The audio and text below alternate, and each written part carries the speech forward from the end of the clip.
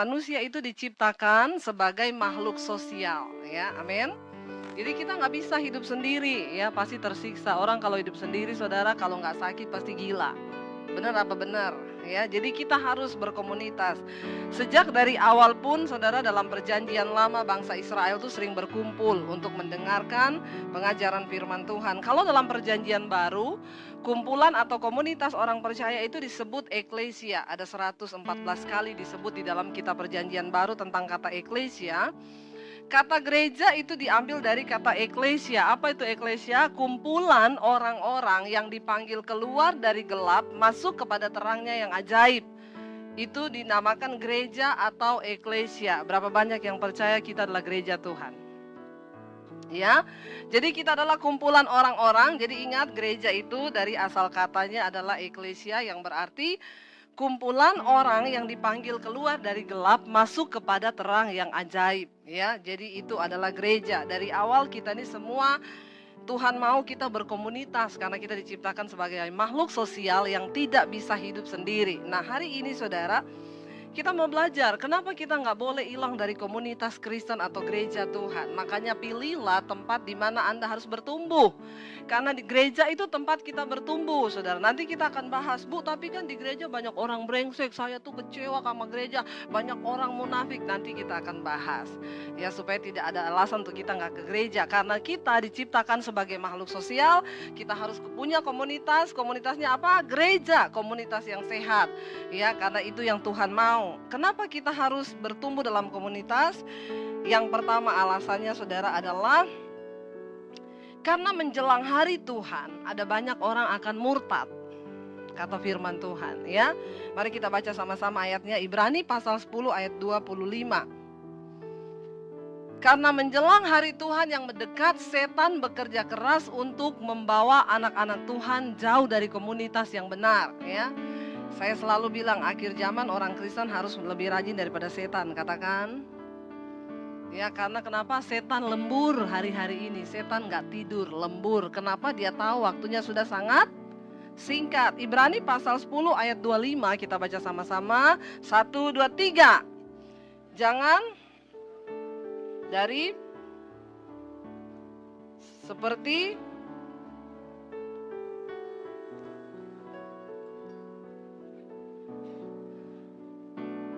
Iya, saudara, di sini dikatakan begini, janganlah kita menjauhkan diri dari pertemuan-pertemuan ibadah kita seperti yang dibiasakan oleh beberapa orang. Berarti memang menjelang hari Tuhan mendekat, ya, ada beberapa orang itu yang mulai menjauhkan diri dari persekutuan ibadah, ya. Contoh aja, kalau hari Minggu orang Kristen, nanti kita ibadah jam berapa? Yang pagi aja ya, tapi kayaknya pagi masih ngantuk loh. Iya, apa yang sore aja ya? Iya, yang sore aja. Ya, yang sore, waktu sore jadi ke gereja nggak? Kayaknya malas sih. Minggu depan aja ya. Benar apa benar? Itu jadi tantangan nggak tiap hari Minggu? Halo? Ya, benar nggak, saudara? Karena setan itu menabur benih, bikin kita jadi malas untuk ke gereja. Jadi saudara, ya, itu udah penyakitnya orang Kristen. Saya selalu bilang dan mengingatkan, kalau kita ke gereja setiap hari Minggu 2 jam, tidak pernah bolos dan tidak pernah terlambat. Yang terlambat nggak usah angkat tangan. Di dalam hati saja. Mudah-mudahan minggu depan ya, jangan tersinggung di sini. Ini kan gereja anti tersinggung, amin. Ya, kan udah dibilang kalau masih tersinggung jangan gereja di sini. Amin apa amin? Ya, di sini khusus bagi orang-orang yang tidak tersinggung lagi. Udah akhir zaman, kita mempersiapkan umat yang layak. Hello. Jadi kalau tersinggung jangan di sini. Kalau disinggung sama pendeta maka bertobatlah, kata firman Tuhan, karena Tuhan sudah mau. Jadi saudara, ya, kalau kita ke gereja setiap hari Minggu tidak pernah bolos 2 jam, tidak pernah telat, maka dalam 1 tahun kita berikan waktu bagi Tuhan bukan 4 hari, 3,5 hari. Saya hitung dapatnya 74 jam. Dalam 1 hari 24 jam. 74 bagi 24 dapatnya berapa? Ayo hitungan matematika. Dulu nilai matematikanya berapa? Ya, 74 bagi 24 dapatnya berapa, saudara? Cuma 3 koma kan? Berarti kita ke gereja dalam 1 tahun nggak pernah bolos, nggak pernah telat. Itu kita beri waktu bagi Tuhan dalam 365 hari, cuma 3,5 hari. Halo, iman kita bisa tumbuh nggak? 361 harinya kita kemana? Hello, amin. Bisa nggak iman kita jadi kuat? Bisa nggak manusia roh kita jadi kuat kalau cuma 3 hari dalam setahun loh? Makanya jangan bangga kalau udah ke gereja nggak pernah bolos. Nggak cukup buat imanmu, setan ketawa. Nggak apa-apa, dia ke gereja tiap hari Minggu tuh, nggak apa-apa, biarin aja. Nggak tumbuh imannya, pasti sekarat. Halo orang Kristen, bilang amin. Atau kita tambah jam ibadah lagi. Ya, doakan nanti di sini akan ada ibadah hari Kamis. Kok kayaknya nggak ada yang semangat ya? Ya, lo benar saudara, tugas kita ya udah di gereja ini Tuhan suruh hamba-hamba Tuhannya persiapkan ibadah. Yang mau datang, yang mau sungguh-sungguh, yang mau terpilih, akhir zaman mau dimurnikan, ayo kejar Tuhan, cari Tuhan selama dia berkenan untuk ditemui. Karena ada saatnya nanti Tuhan udah gak bisa ditemui. Nah di akhir zaman Alkitab bilang jangan biasakan dirimu seperti beberapa orang. Memang sudah ditulis di Alkitab, akhir zaman beberapa orang akan mulai gak suka beribadah. Mereka tidak lagi suka mendengar hal-hal yang benar. Mereka gak suka ditegur, apa itu ke gereja. Apalagi kalau yang khotbah pendetanya, itu loh Debbie Basir. Itu paling suka menyinggung-nyinggung, ya. Saudara, saya selalu bilang, kalau bukan pendeta yang singgung saudara, siapa lagi? Amin apa amin? Ya, Alkitab bilang segala tulisan yang diilhamkan Allah di dalam firman ini memang bermanfaat untuk menegur orang, untuk menyatakan kesalahan, dan untuk memperbaiki kelakuan. Amin saudara? Jadi kalau kita dengar firman tapi kita nggak berubah-berubah, kan kebangetan saudara. Memang tugasnya hamba Tuhan tuh kasih ingat sama kita. Kenapa? Tugas kita ini membawa jemaat ini bisa masuk dalam kemuliaan dan perkenanan Tuhan. Makanya saya nggak pernah bangga saudara dengan gereja yang jemaatnya ribuan. Saya pernah ngomong sama satu gembala yang jemaatnya ribuan. Saya bilang, Pak, jemaat berapa ribu Pak? Nanti kalau Tuhan datang, Tuhan bilang, ditanya sama dia, berapa ribu jemaatmu? 15.000. Tuhan bilang, lihat ke belakang, berapa yang masuk sorga? Waktu Bapak menoleh cuma 100 yang masuk sorga. Lah yang ribuan lain tuh kemana? Jadi tugasnya kita ini berat loh. Saya ngomong sama pendeta itu, gembala sidang. Saya bilang, Pak, tugas kita bukan cuma sebatas kumpul-kumpulin orang, rame-ramein gereja yuk. Supaya bangga-banggain, jemaat saya 15.000, 20.000. Bukan itu. Kenapa saudara? Tujuannya supaya setiap jemaat yang masuk ke tempat ini engkau mengalami pertumbuhan iman. Karena bukan orang Kristen yang masuk sorga, tapi orang yang melakukan kehendak Bapa. Amin saudara. Jadi kita ini bukan cuma tempat kumpul-kumpul bikin panas gereja. Enggak, ada tujuannya kita kumpul-kumpul di sini saudara. Nanti kita akan lihat sama-sama tujuannya apa. Tapi di akhir zaman saya sudah melihat ya, orang-orang yang anti gereja. Saya sudah melihat kehidupan mereka dan saya ikut dari dulu. Kalau bikin status di Facebook, nyinggung pendeta, nyinggung gereja, nyinggung ini, nyinggung itu, banyak saudara. Dan saya melihat ternyata hidup mereka gak lebih benar tuh dari pendeta-pendeta yang mereka singgung. Ada yang udah cerai, ada yang selingkuh, ada yang kawin lagi. Kenapa? Karena benci gereja, gak mau datang ke gereja, kepahitan sama gereja. Kita kepahitan sama gereja, kita yang rugi. Amin. Saya kalau mau dibilang kepahitan sama gereja dari dulu saudara ya, tapi saya tetap akan di gereja, bertumbuh di gereja, tertanam di gereja. Kayak saya waktu saya memilih untuk tertanam di gereja ini, saya minta digembalakan di bawahnya Pak Samuel saudara. Orang-orang pada bilang, Bu, ibu kan udah pembicara, ngapain sih ibu tertanam lagi di gereja lokal? Nggak usah. Saya nggak ada di gereja pun jadwal saya penuh saudara, 2018 udah penuh. Tapi kenapa saya memilih untuk tertanam di gereja? Di sini kita belajar ada penundukan diri, ada aturan. Amin. Di sini kita dibentuk, di sini kita bertumbuh, di sini kita dibina. Jadi saudara, yang pertama kenapa kita harus berkumpul dalam komunitas gereja? Karena di akhir zaman Alkitab bilang iblis akan membuat kita ini jauh. Dan iblis mau kita nggak ada di dalam persekutuan, di dalam gereja, di dalam komunitas. Saudara tahu singa, dia kalau mangsa rusa saudara, kalau rusa itu selama ada dalam kelompok, singa tuh gak berani maju. Dia tunggu ada satu rusa yang keluar dari kelompok, maka rusa yang keluar dari kelompok itu akan jadi incarannya singa. Begitu jauh kelompoknya dia tertinggal di belakang, maka singa itu akan mengejar dia, saudara. Dan rusa itu langsung diterkam karena dia jauh dari kelompoknya. Orang Kristen, kalau engkau tidak berada dalam komunitas gereja, maka engkau jadi sasarannya iblis, percayalah. Amin. Karena itu kita mau bertobat ya. Jangan biasakan dirimu seperti orang-orang lain yang menjauhkan diri dari pertemuan-pertemuan ibadah. Satu hari, saudara, cuma 1 minggu kita beri 1 hari. 1 hari itu hari Minggu, 2 jam tok kita datang sama Tuhan. Tolong jangan telat. Rugi Anda nggak dengar puji-pujian ya. Puji-pujian tuh membajak hati. Kita lagi marah-marah, kita lagi kecewa, kita lagi khawatir. Sampai di sini kita nyanyi, lagi berantem suami istri masuk gereja nyanyi, ada mujizat dalam bersyukur. Hatinya nggak jadi pahit, jadi manis, amin.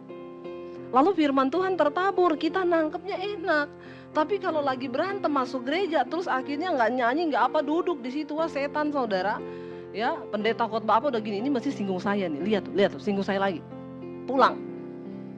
Jadi jangan ya. Yang pertama, karena di akhir zaman setan akan berusaha membawa orang tidak ke gereja, tidak dalam persekutuan yang benar. Orang itu, saudara, bilang gini, kenapa sih orang kalau udah jadi Kristen mesti jadi aneh ya? Jadi aneh itu kenapa? Dia kok ya di mana-mana udah nggak bisa aktif lagi ya. Kayak kita di perkumpulan RT, RW ya, aktif itu harus loh, tapi suruh ngumpul sama mereka, kita betah nggak, saudara? Betah nggak kita? Nggak betah, omongannya nggak nyambung. Ya, apalagi kalau yang omongannya, aduh kok nggak nyaman ya. Itu loh Alkitab bilang gini, orang benar itu nggak akan tahan dalam kumpulan orang fasik. Demikian sebaliknya, orang fasik di kumpulan orang benar nggak tahan dia kalau dengar kita ngomong Tuhan. Nggak usah orang yang nggak seiman, orang seiman aja ada kan yang masih hidupnya tidak dalam firman. Dengar kita ngomong Tuhan, ini apa sih dari tadi omongnya Tuhan melulu, sok suci deh, mending gua pergi jauh-jauh. Ini nggak satu roh. Jadi Alkitab bilang eklesia itu, gereja itu adalah kumpulan orang-orang yang dipanggil keluar dari gelap masuk kepada terang yang ajaib. Di sini kita semakin dikuduskan. Apakah orang Kristen yang ada di gereja semua sudah kudus? Halo? Dalam proses pengudusan. Yang kedua, saudara, kenapa kita harus bertumbuh dalam komunitas? Makanya di gereja ini bukan cuma tiap hari Minggu ada ibadah, saudara, ada kul ya. Ada encounter ya, encounter night, saudara bisa datang di sana menyembah Tuhan, mendengarkan firman. Ada kul-kul yang dibangun, saudara tertumbuh di dalam kul ya, cari kul di mana saudara berada, bertumbuh di sana, saling mendekatkan diri. Kenapa, saudara? Karena yang kedua, di dalam komunitas itu ya, kita ini ya membutuhkan dorongan orang lain untuk sama-sama bertumbuh secara rohani. Amin. Mari kita baca sama-sama Ibrani pasal 10 ayat 24. Ibrani 10 ayat 24, kita baca sama-sama. Kalau sudah dapat, baca sama-sama 1, 2, 3. Dan marilah kita apa? Saling memperhatikan supaya kita saling mendorong dalam apa? Kasih dan dalam pekerjaan baik ya. Jadi di akhir zaman Tuhan mau kita ini dikatakan apa? Ayo marilah kita saling mendorong di dalam perbuatan baik ya. Bertumbuh ke arah kedewasaan Kristus ya. Di dalam Pengkhotbah pasal 4 saudara dikatakan di sana, berdua itu lebih baik daripada seorang diri. Ya, makanya yang belum nikah cepatlah cari pasangan hidup. Nah, yang jomblo langsung haleluya ya, puji Tuhan ya. Ingat loh ya, di bawah 30 jodoh di tangan Tuhan, di atas 30 Tuhan lepas tangan. Jadi hati-hati berdoa dan berjaga-jagalah. Kalau udah mulai kepala-kepala 3 ke atas, aduh itu harus dengan doa dan puasa. Karena Alkitab bilang berdua tuh lebih baik daripada seorang diri. Jadi yang belum nikah ya, kita ini makhluk sosial, butuh loh. Di Jepang itu saudara, pria-pria Jepang sekarang banyak memilih nikah sama robot. Robot wanita tuh di Jepang diciptakan seperti wanita asli loh.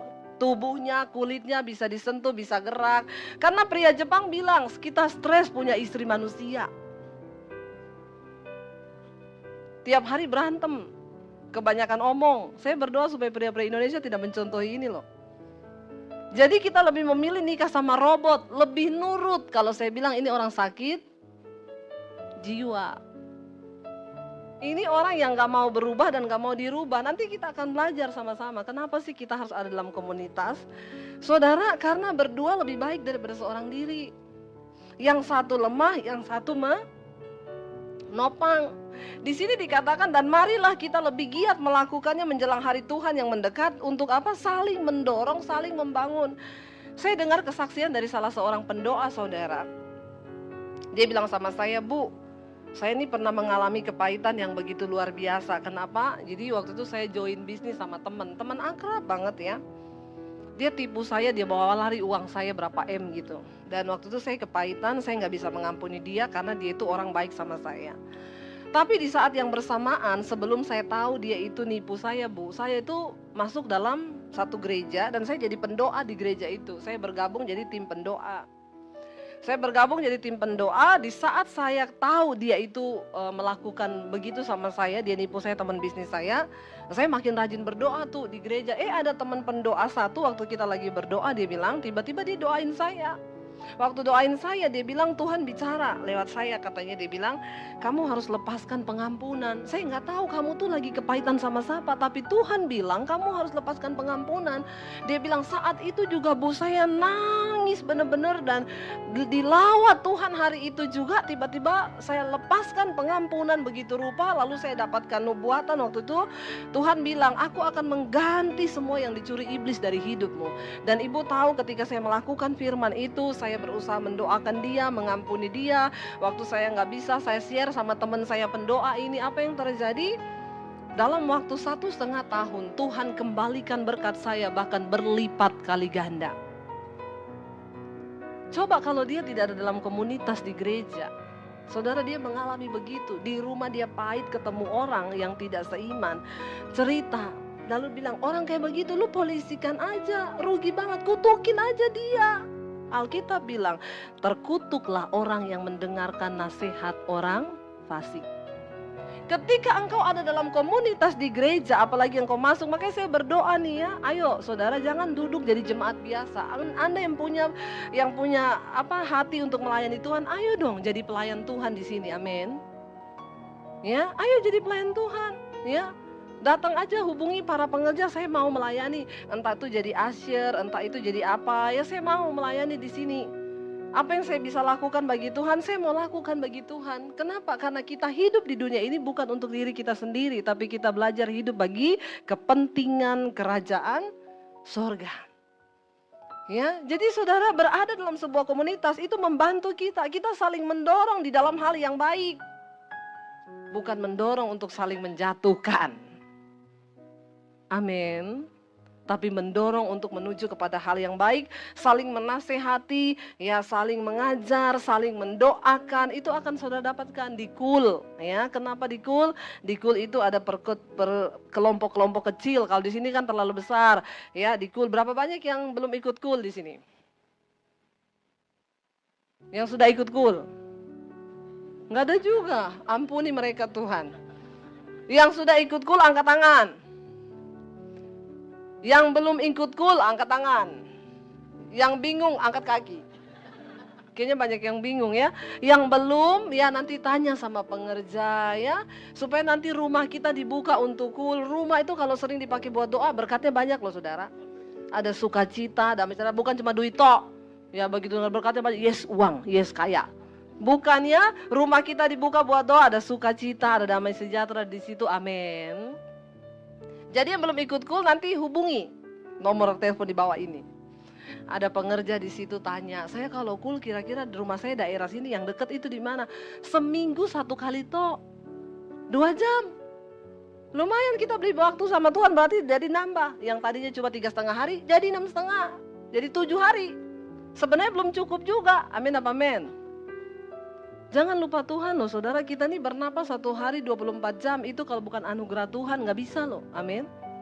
Ya, jadi ayo selama masih ada waktu cari Tuhan, kejar Tuhan, bertumbuh ya.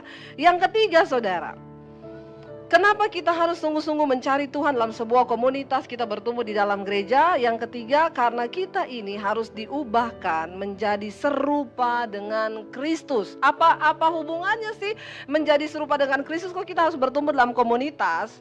Baca sama-sama, Amsal 27 ayat 17. Amsal 27 ayat 17, baca sama-sama ya, 1, 2, 3. Besi menajamkan besi. Kalau orang Ambon yang bacain dia bilang besi menajamkan besi. Orang Ambon menajamkan besi untuk menikam sesamanya. Itu orang Ambon yang belum bertobat ya. Kalau yang sudah bertobat enggak. Besi menajamkan besi. Manusia menajamkan siapa? Jadi kita dibentuk dalam sebuah komunitas, artinya kita ini saling digesek, saling diproses. Bagaimana kita bisa jadi orang yang tidak tersinggungan kalau kita nggak pernah dibuat tersinggung? Bagaimana kita belajar tentang sebuah pengampunan kalau kita tidak pernah disakiti? Jadi di dalam gereja ini ya, ini gereja tuh bengkel, amin. Gereja ini bengkel, tempat orang ada yang sakit jiwa, ada yang masih stadium awal, ada juga yang stadiumnya udah akhir. Di sini tempatnya, makanya tadi saya bilang, kalau ada orang, Bu, malas ke gereja, lihat mukanya aja udah malas. Rasanya saya memual-mual kalau lihat dia. Ini berarti Anda sakit jiwa tingkat menjelang akhir ini.